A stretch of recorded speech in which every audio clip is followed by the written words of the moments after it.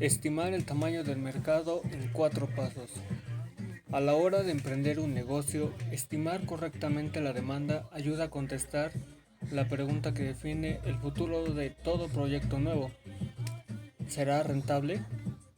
El éxito de un negocio depende en gran parte de la existencia y el tamaño del mercado para el producto o servicio que se ofrece. ¿Hay clientes suficientes? Calcular el tamaño del mercado es imprescindible para conocer la viabilidad de todo negocio. El mercado, aún no siendo real y palpable, sino un concepto que engloba a los que podrían ser clientes de la empresa, puede calcularse a través de diversas técnicas. Una de las más directas es la que presentamos a continuación paso a paso. Paso 1. Calcular la demanda primaria. La demanda primaria es el tamaño del mercado para una categoría de producto, por ejemplo, zapatos o estacionamiento de cubiertos. En general, es la que interesa dimensionar en primer lugar a quien inicia un nuevo negocio. Por ejemplo, luego de identificar el segmento al que se dirigirá, alguien interesado en poner una cancha de fútbol 5 en una zona residencial va a necesitar conocer cuál es la cantidad de varones entre 15 y 45 años en un radio de 5 a 10 kilómetros, y el dueño de una fotocopiadora querrá conocer cuál es la cantidad de alumnos en las escuelas aledañas. Es decir, en este primer paso es vital establecer tres datos: quiénes son los clientes potenciales, dónde están ubicados y cuánto gastan en promedio en el producto en cuestión. Hay que recordar que de la calidad de estos datos depende en gran parte la precisión de la información del mercado. Como paso 2, tenemos que debemos conocer cuáles son los datos demográficos. Una vez establecido el perfil del consumidor y determinado el área donde se encuentra, hace falta obtener o estimar datos demográficos correspondientes. La primera fuente son los datos de los censos publicados, los informes de secretarías locales y nacionales, por ejemplo, turismo, industria, comercio, etc., y los emitidos por diferentes cámaras y asociaciones. Muchas veces estos datos resultan obsoletos o demasiado generales, y hay que apelar a la creatividad y el buen criterio para hacer una estimación más sólida.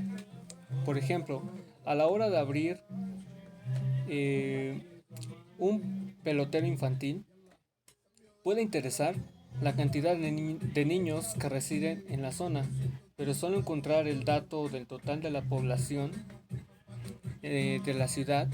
En este caso, se puede consultar la pirámide de población nacional y aplicar la misma proporción de niños sobre el dato que se tiene. Como paso 3 tenemos que debemos aplicar el método de cálculo. Teniendo los datos anteriores, el tamaño del mercado se determina como el número de consumidores en el mercado multiplicado por la cantidad de producto promedio comprado anualmente, multiplicado por el precio promedio de la unidad. De esta forma, el propietario de una empresa de mantenimiento de jardines ubicada en un barrio residencial con, en este caso, 400 casas, que podrían contratar una visita semanal de 100 pesos, estima el tamaño total del mercado, al que apunta en 400 por 12 por 4, que sería alrededor del año, por los 100 pesos. Esto nos daría un total de 1.920.000 pesos. Paso 4. Interpretar cuáles son los resultados. Los datos surgidos del cálculo general del mercado son el punto de partida para un análisis particular que debe tener en cuenta los planes y expectativas de quien realiza la estimación. Eh, Debe tener en cuenta los planes y expectativas de quién realiza la estimación. En el paso anterior, por ejemplo, se estableció la demanda primaria del servicio de jardinería para la zona en cuestión. El plan de negocios creó que el propietario, parte de una capacidad operativa, le permitiera atender en una primera fase unas 30 casas por mes y establece que puede cubrir los costos y repagar la fase inicial, la inversión inicial, con unos 18 clientes por mes. Conocer este tamaño aproximado del mercado en el que va a ofrecer su servicio asegura que el negocio es potencialmente rentable, pues el mercado total supera ampliamente los objetivos de ventas del emprendedor y que tiene oportunidad de crecimiento a corto, mediano y largo plazo. El estudio de las materias primas e insumos. El objetivo de este punto es realizar la interrelación y dependencia que existe entre los aspectos técnicos de un proyecto y los aspectos económicos financieros del mismo. Sin más, este tiene como objetivo definir las características, requerimientos, disponibilidad, costo, etc. de las materias primas e insumos necesarios para la producción de los bienes o servicios. Clasificación de las materias primas e insumos. La clasificación de las materias primas e insumos es el punto de partida del estudio. Se clasifica de la siguiente manera: materias primas, materiales industriales, materiales auxiliares y de servicios. ¿Cuáles son las características de las materias primas? El éxito de un proyecto depende en gran medida de la demanda que tenga en el mercado el bien o servicio a producir. La demanda depende a su vez de la calidad, precio y disponibilidad del producto elaborado. La calidad de las materias primas no solo determina la calidad del producto a obtener, sino que además influye en la selección de la tecnología a utilizar en el proceso de producción. Esta selección o adopción de tecnología implicará una cuidadosa investigación sobre la compatibilidad de materias primas y tecnológicas cuando se requiera una adecuación en el proceso de producción.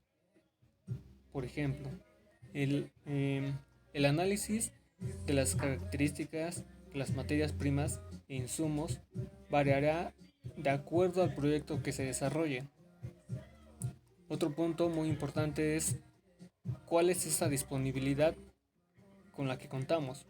En este caso, de lo que se trata es tener en cuenta el tipo de estacionalidad de la demanda y realizar las actividades fabriles en términos económicos, optimizando el uso de los recursos escasos. Por ejemplo, los recursos humanos, materiales y financieros que posee la firma o empresa. La factibilidad de un proyecto de inversión depende en gran medida de la disponibilidad de las materias primas. Incluso en múltiples ocasiones, el proyecto surge a partir de la existencia de materias primas susceptibles de ser transformadas o comercializadas. Cuando se llega a un estudio de materias primas, es conveniente conocer la disponibilidad actual y a largo plazo, y si esta disponibilidad es constante o estacional. El detalle con que se realizan los programas de producción permitirá realizar las actividades fabriles en forma eficiente, minimizando así las pérdidas de tiempo de los empleados, de la maquinaria y equipos en proceso. Es conveniente la elaboración de un programa de producción que se realice por periodos mensuales durante el primer año de operación del proyecto, especialmente en los casos de demanda estacional o irregular, con el fin de que los aspectos financieros relativos a los ingresos, costos, utilidades sean determinados de forma más precisa. Además de la disponibilidad de las materias primas, hay que reconocer las fuentes de adquisición de materias secundarios. o auxiliares del proceso de producción del bien o servicio dado el caso. De igual forma, hay que prever la disponibilidad de los servicios requeridos por el proyecto. En los estudios de materias primas e insumos se analiza la disponibilidad en cuanto a volúmenes existentes y periodos de producción, pero también el precio de adquisición, el grado de transportabilidad, etc. Muchas veces se obliga al formulador del proyecto a localizar la planta cerca de la fuente de materias primas conveniente para que también se pueda determinar los costos unitarios de transporte de esta misma, así como los insumos y servicios, cuantificando distancias que habrá de recorrer, procurando reducir al mínimo los costos totales de transporte.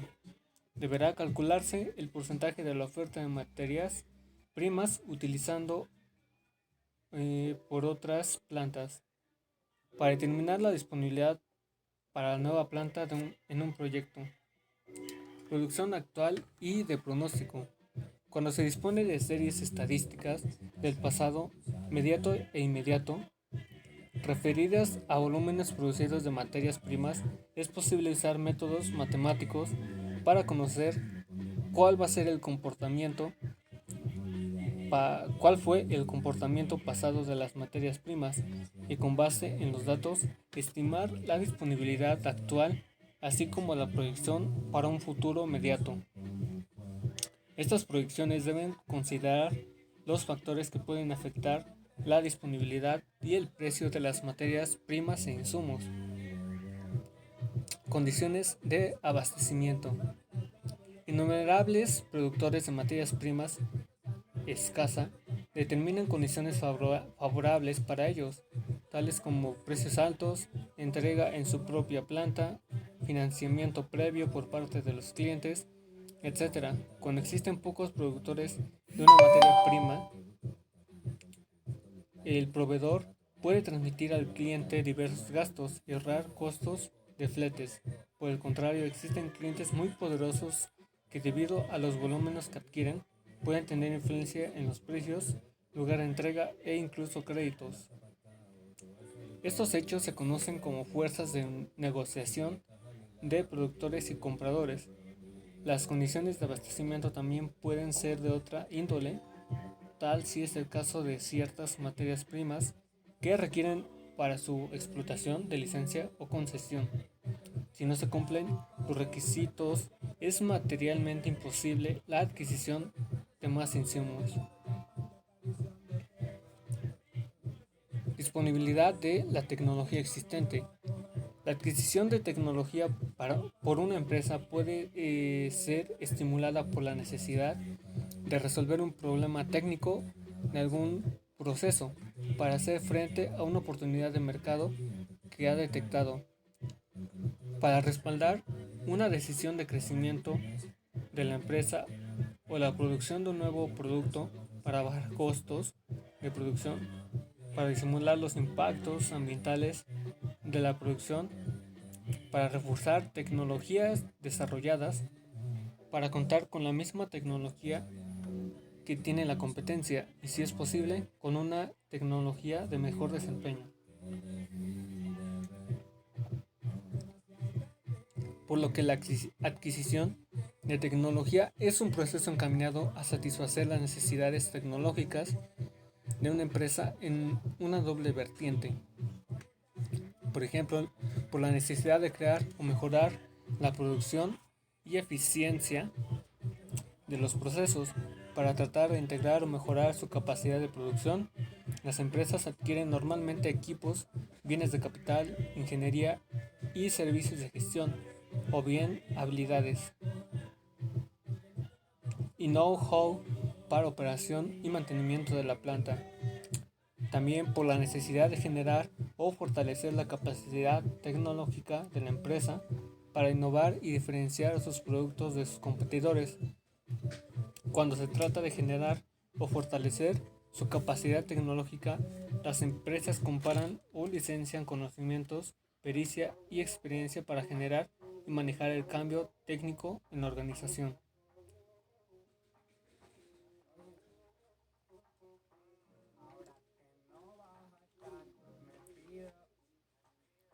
Medellín y Velázquez en 2005 presentan una metodología del proceso de adquisición de tecnología que consta de las siguientes etapas: identificación de necesidades tecnológicas de una empresa. 1. Búsqueda de tecnología. 2. Evaluación de alternativas tecnológicas. 3. Negociación para compra, licencia u otra modalidad de adquisición. 4. Adaptación de tecnología. 5. Asimilación de tecnología. Por otro lado, no siempre las organizaciones poseen las tecnologías que requieren para el desarrollo de sus proyectos y futuras actividades, y se hace necesario gestionarlas mediante su generación en el seno de la organización, su adquisición en el mercado tecnológico o incorporándola desde otra organización, utilizando la cooperación entre empresas, para lo cual una empresa dispone de diversos métodos de adquisición de tecnología.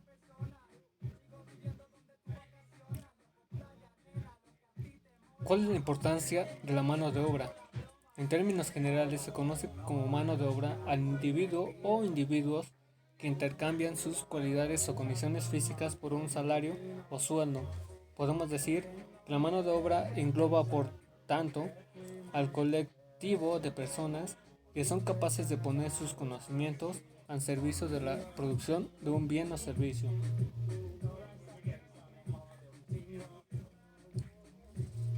Sin mano de obra, obviamente no habría producción, y sin producción la mayoría de las cosas que disfrutamos diariamente no existirían. Desde una botella de agua hasta un bolígrafo. Absolutamente todo tiene un proceso de creación en la que directa o indirectamente de la mano de obra está implicada. El concepto mano de obra puede clasificarse pudiendo diferenciar así entre mano de obra directa o indirecta. La mano de obra directa es aquella que está involucrada en áreas como la producción de un bien o prestación de servicio, pudiendo incluir en esta clasificación a los obreros u operarios que hacen posible la creación de dichos bienes o servicios. Asimismo, la mano de obra indirecta es aquella que se encarga de la administración de las empresas que fabrican estos bienes o servicios. Evidentemente, la mano de obra implica un sueldo, y que es cualquier operario u obrero, al prestar sus conocimientos y fuerza física o mental, percibiendo un salario. Esta relación entre la mano de obra y el salario es realmente importante, pues gracias a los honorarios percibidos por el obrero, la economía de una sociedad se sustenta. Si la mano de obra no cobra por sus trabajos, nos encontraremos con un verdadero problema, pues ninguna economía puede sustentarse con trabajo gratuito. El consumo bajaría considerablemente y así la producción no tendría ningún tipo de sentido.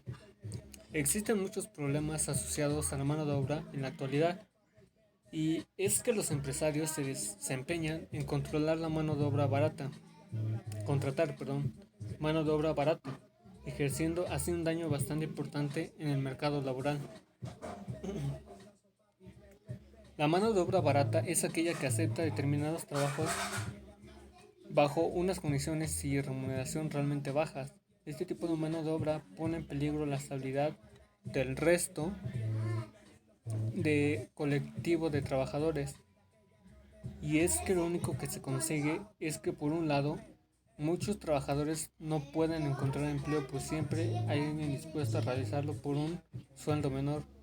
Además, aquellos que tienen la suerte de encontrarlo se ven presionados por la existencia de una mano de obra barata, que puede poner en juego su situación en cualquier momento.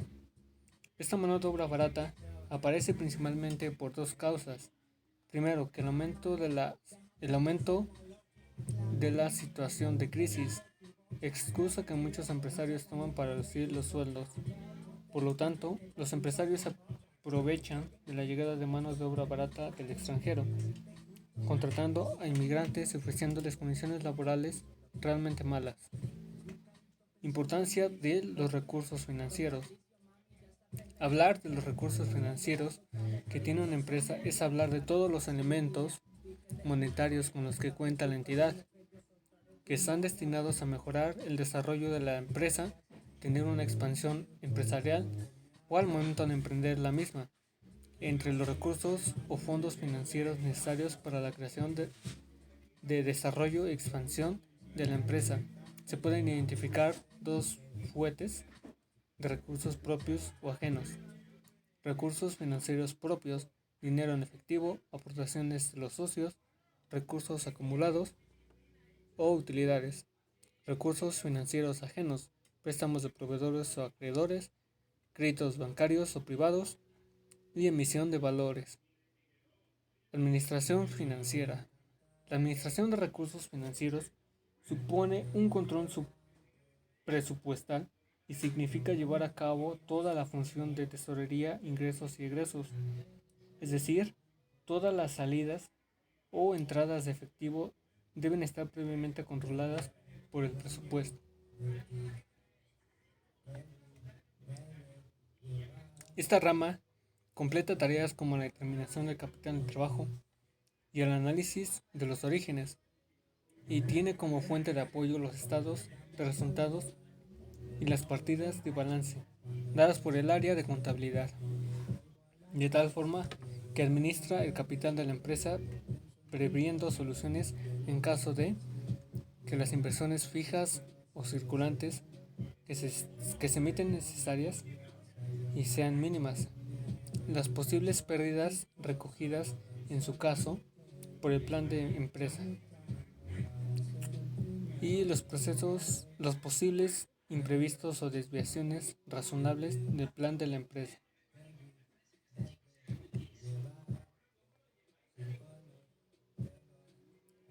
Por mi parte, eso sería todo. Buen día y hasta luego.